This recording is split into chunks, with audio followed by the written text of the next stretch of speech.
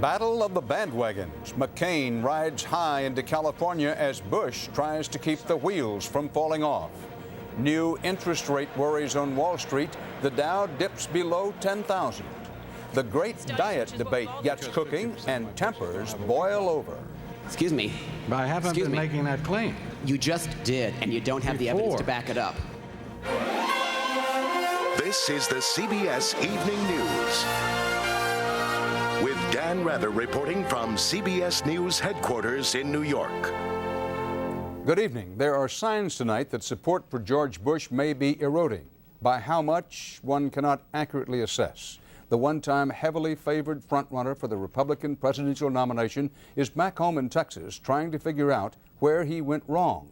John McCain is in California, going to the right, portraying himself now as a, quote, Reagan Republican and the, quote, true conservative in the race, opposed to gay marriages and abortion, and branding Bush a big spender as governor. McCain also picked up a key endorsement today from the Republican mayor of San Diego. At the same time, there's signs that Bush may be losing important supporters. For more about that tonight, we turn to our CBS News political analyst, Gloria Borger. Gloria, have you seen signs that the Republican hierarchy is getting nervous about George Bush? Yes, Dan, there have been lots of signs, and one very important signal came today when influential conservative Bill Bennett told CBS News that John McCain would be a stronger candidate than George W. Bush. If Republicans want to win in November, Bennett said, they should bet on the best horse, and John McCain is more likely to beat Al Gore. Bennett stopped just short of flat-out endorsing McCain, but he did go on to say that McCain has captured the minds of a lot of American citizens. He's where the excitement is. This guy can win, Bennett said. And Dan, that assessment is not going to make the Bush campaign very happy. Indeed. What about those longtime Bush supporters who've been out there for Bush? Any nervousness among them? They're very concerned too, Dan, and put at the top of that list those Republican governors who came out very early and almost unanimously for George W. Bush. In fact, Bush was supposed to fly to Washington early next week to attend a bash held by the Republican Governors Association. They're going to salute his candidacy and his inevitable nomination. But the Bush campaign today called the governors and said, sorry, Bush is going to be a no-show because he's got to be out campaigning in Washington State.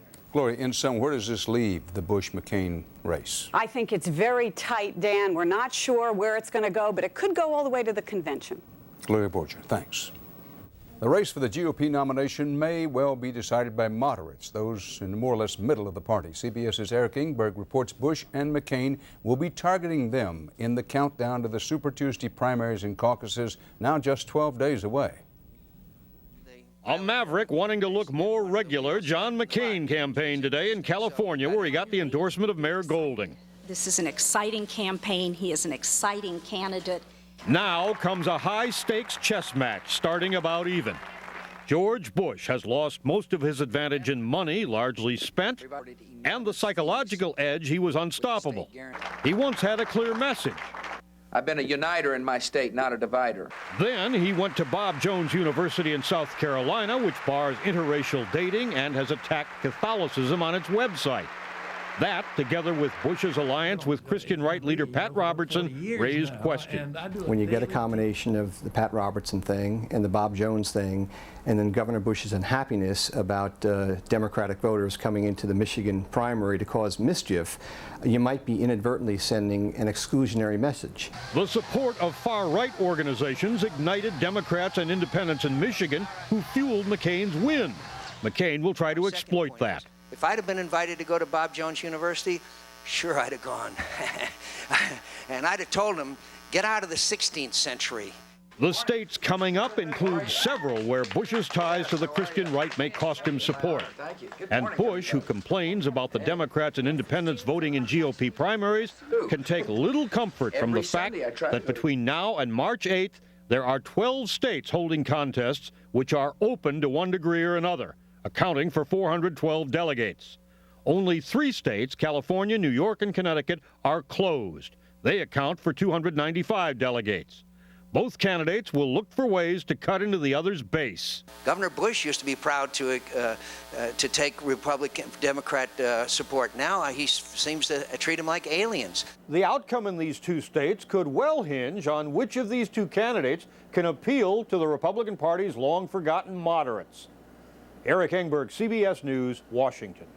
You may want to note that Bush's people insist McCain's momentum is overrated, and most political experts still rate Bush the favorite in the Republican race, while acknowledging that he has clearly lost ground and the nomination situation is now fluid and volatile.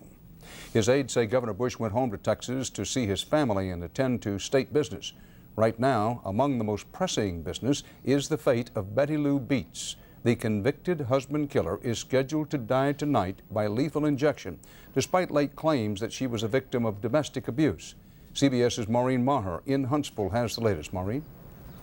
Dan, in just the last few minutes, the U.S. Supreme Court refused to block the execution, which was followed by a statement from Governor George Bush's office saying he too would not grant the appeal by Betty Lou Beets, who was asking for a 30-day stay.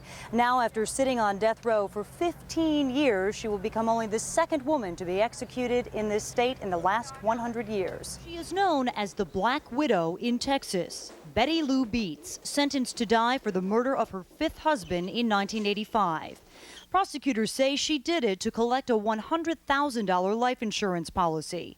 It was one of the state's most sensational cases of the 1980s. Jimmy Don Beets disappeared in 1983. 2 years later, an anonymous tip prompted police to search Beets' property.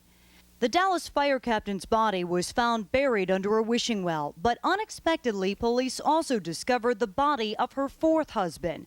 Both men had been shot in the head several times. I wish to God the jury had heard the truth about my mother. In a tearful plea to spare their mother's life, earlier this week, Beets' daughters displayed pictures of a battered and bruised woman to the state parole board, claiming she had been severely beaten by all of her husbands. She was beaten so bad so many times. She couldn't open her eyes. She had to drink through a straw for weeks. Because that evidence was never introduced in trial, domestic abuse advocates have argued the 62-year-old woman should have been given a new trial with a self-defense plea. But the parole board disagreed. In my state of Texas, the Pardon Board of Pardons and Parole makes a recommendation. They have done so in this case to move forward with the execution. The governor could have granted Beets a 30-day stay, but like he has in 119 other death penalty cases, he agreed with the board. Betty Lou Beets is scheduled to die at the top of the hour. Dan? Maureen Maher. On Wall Street today, blue chip stocks took another beating. The Dow fell below 10,000, then recovered some to finish with a 133-point loss. The Nasdaq, on the other hand, closed at yet another record high. CBS's Richard Schlesinger is on the Market Watch tonight. Many Wall Street watchers have been warning for months the good times had to roll to a stop. Eventually, the law of gravity would drag stocks down. If you're a bear, you're probably feeling like you're probably feeling that you finally got a chance to come out of the woods and sort of flex your muscles. Remember the celebration when the stock market drove north of 10,000? Things look different heading south today as the Dow made 4 separate plunges below 10,000. It was the first time the Dow dipped into that territory since last October. If you have the Dow closing below 10,000, in my judgment, it's going to scare a lot of investors. It didn't happen today, but it came awfully close. In the last hour, a mini rally lifted the Dow and squeaked it above that magical 10,000 point. It's been a bad run for the Dow for 5 of the last 6 trading days. It's a sad story everyone knows. Federal Reserve Chairman Alan Greenspan has been as direct as he ever is about his intention to raise interest rates. Across 25 7/8. Dow's 10,000 point is an artificial benchmark, but experts are worried about what happens if the Dow closes below it. By taking it from the business page to the front page and focusing everybody's attention on it, it makes investors very aware that the stock market has been declining. Obviously, that'll scare some investors. Investors don't need much reminding of that fact. They need only look at their account balances. Overall, the Dow has lost almost 15% of its value, more than 1,600 points since its all-time high. And if you're feeling a little dizzy, that's because it's dropped all that way in a little more than 1 month. Dan. Richard Schlesinger. The Energy Department predicted today that gasoline prices will keep rising into spring because supplies are low. The department says the price rose a nickel in the past week to a nationwide average of $1.41 a gallon. There's better news about fuel for your body. The Agriculture Department predicts food prices this year will rise just 2%. Still to come on the CBS Evening News, an Eye on America in-depth investigation. What's behind the rising accident rate for the U.S. Army's Apache helicopter? And the battle of the diet gurus, a nutrition summit in Washington. CBS Evening News and tonight's Eye on America segment are sponsored by Tylenol. Take comfort in our strength. Tonight's Eye on America is part 2 of an in-depth CBS News investigation into the Army's state-of-the-art attack helicopter, the Apache. Last year, the accident rate for Apaches nearly doubled. That included 2 training crashes of the Apaches that were deployed but never used in the Kosovo Air War. 2 crewmen were killed. As CBS's David Martin reports, they were not the first casualties of this high-tech helicopter. In 1996, Donald Lee was the Army's outstanding aviator. A year later, he and his co-pilot, Philip Bowers, were dead, killed in a crash of their $15 million Apache helicopter. The Army chalked it up to pilot error. But Attorney John Kettles, himself a former Army helicopter pilot, says he is suing the Boeing Corporation and a number of other contractors who made the Apache, claiming they built a defective aircraft. The aircraft made an uncontrolled descending turn into the ground. The Army didn't bargain for an aircraft that flies itself into the ground and kills 2 pilots doing it. The prime suspect for a mechanical cause of this and a number of other crashes is a system actually designed to save lives. It's called the Backup Control System, BUCS for short. If the primary control system of mechanical rods gets shot up in battle, the electronic BUCS system is supposed to kick in. The backup flight control system will then engage and provide the crew a means of recovering the aircraft to survive and fight another day. But BUCS has a history of coming on unexpectedly and sending unintended signals into the flight control system. At low level, at high speed, the flight crew doesn't have time to react, doesn't have time to save the aircraft. The Army says BUCS was the cause or contributing factor in 2 crashes. But the pilot who survived this crash told CBS News the real number of accidents is 10 to 15. The Army's own safety magazine says BUCS has become synonymous with demons in the Apache, and that aviators fear the system. BUCS had so many problems, it was simply disconnected in the first 500 Apaches to come off the assembly line. But that created a different problem. Because the Apache was supposed to have a backup control system, the Army allowed the manufacturer to build a primary control system that was not up to military specifications for ruggedness and durability. Bottom line, flying the Apache is riskier than it should be. So the Army reversed itself and decided to connect BUCS on the next 300 Apaches it bought. The Army says the system has saved 2 of its Apaches from crashing. But the Aviation Safety Center rates the Apache just as risky to fly with BUCS as without. Given all of the problems with the backup flight control system, I believe that pilots would probably be safer with it deactivated. But the Army now seems determined to make BUCS work. It has ordered a crucial part of the system pulled and tested, and it has set out to improve training, which according to that safety magazine was totally inadequate. But the first simulators that will allow pilots to train on BUCS won't even be delivered for 3 more years. The Army insists the Apache is still the best attack helicopter in the world, but one of the Army's top Apache experts admits it has a nasty history. At Fort Rucker, Alabama, this is David Martin for Eye on America. Straight ahead on tonight's CBS Evening News, weighty matters at a Washington summit of diet book giants. Yeah, and I think what happens with... On the CBS Health Watch, a heavyweight diet summit today in Washington. The biggest best-selling names in the field met to talk over the best way to lose those excess pounds, with popular protein diets front and center. It turned into a not always polite food fight, and CBS News medical correspondent Elizabeth Caledon reports. When experts are summoned to Washington, it's usually to discuss war, peace, the economy. So today's summit was a little unusual. The leaders were best-selling diet authors. The crisis, the nation's growing girth. That's the problem in this country. We eat too much. At the request of the Secretary of Agriculture, the nation's diet gurus shared the stage to shed a little light on their controversial and contradictory diets. Some say the breakfast of champions is high in fat and low in carbohydrates. Starts with a 3-egg omelet, avocado and cheese and tomato and 2 strips of bacon. Others say fat causes heart disease. The lower the fat, the better. The meat-based diet is not as helpful as a plant-based diet. The only thing they all agree on is that refined sugars are bad. More exercise is good. Maybe the question of what to eat wouldn't be such a big debate if it wasn't such a big business. Americans spend about $30 billion a year on diet books and products. The latest Atkins book alone has sold more than 7 million copies. Telling people that pork rinds and sausage is good for you is an appealing way to sell books, but I think it's irresponsible. Now, this diet's been out there for 30 years, or close to 30 years. And I haven't been able to fund a study. Excuse me. 10 million books in print, and you can't fund the study? Now I can.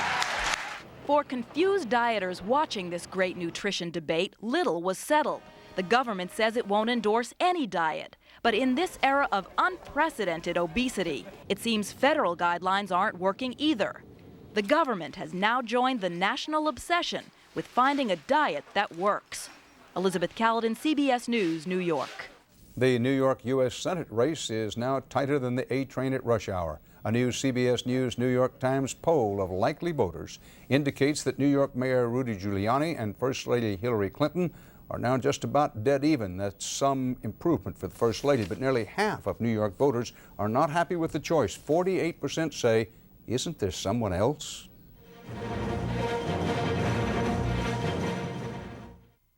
Some of the men and women who guard the president and other dignitaries allege job discrimination today. A group of black Secret Service agents charged that there's a glass ceiling that slows or blocks promotion of blacks to top positions in the Secret Service. A lawyer for the group asked President Clinton and Vice President Gore to intervene to assure an investigation.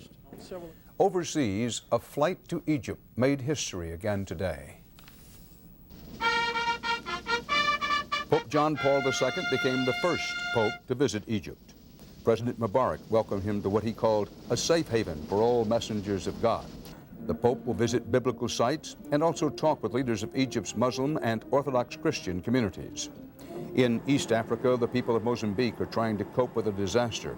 Hundreds of thousands of people are stranded by floods in the wake of a cyclone and weeks of heavy rain. 70 people are known dead and more than 300,000 homeless.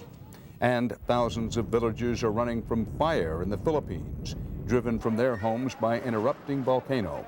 No injuries today, but scientists warn a more violent explosion could occur at any time. The CBS Evening News continues with the return of an exile who was ahead of his time. The joy and the sadness, the circumstances. Finally tonight, from the Vietnam era, one man's struggle in the 1960s came full circle. Preston King returned home to Georgia with a presidential pardon for a draft-dodging conviction he says he earned in his youth by standing up for himself and his people. CBS's Byron Pitts has the story. With a British accent and a broken heart, Preston Theodore King finally came home. This is a welcome occasion, and it's also a somewhat sad one. Home to bury the brother he last saw nearly 40 years ago, back when the South was old and angry, and Preston Theodore King was young and afraid.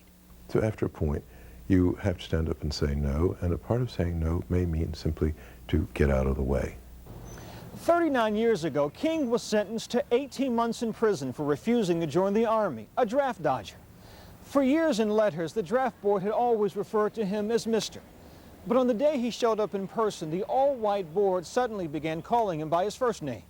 King considered that racism. I was willing to serve my country, he said, but I refused to bow before Jim Crow. So he fled to Europe. Means they weren't concerned to get him in the Army. They were concerned to teach a lesson of submission to a community. put the uppity nigger in its place? Yes, if you like, yes. But you see, it's not just the uppity nigger, it's what that represents. 39 years later, retired federal judge William Bootle agrees.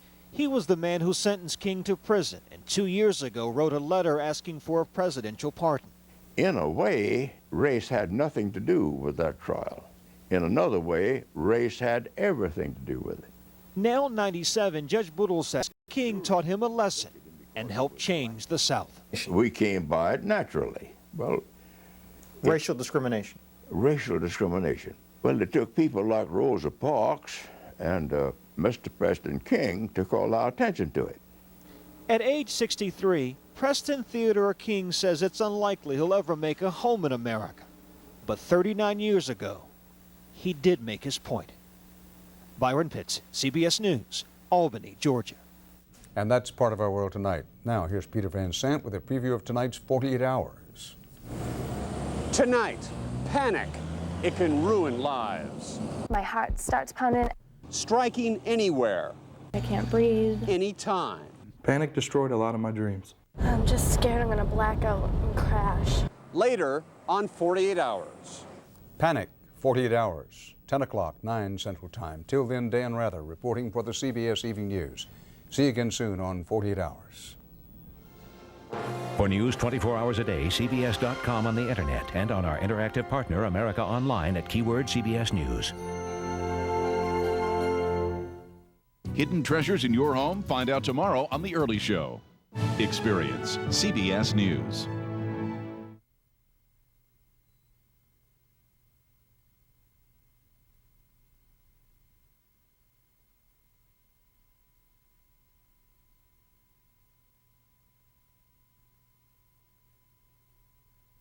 Attention all stations.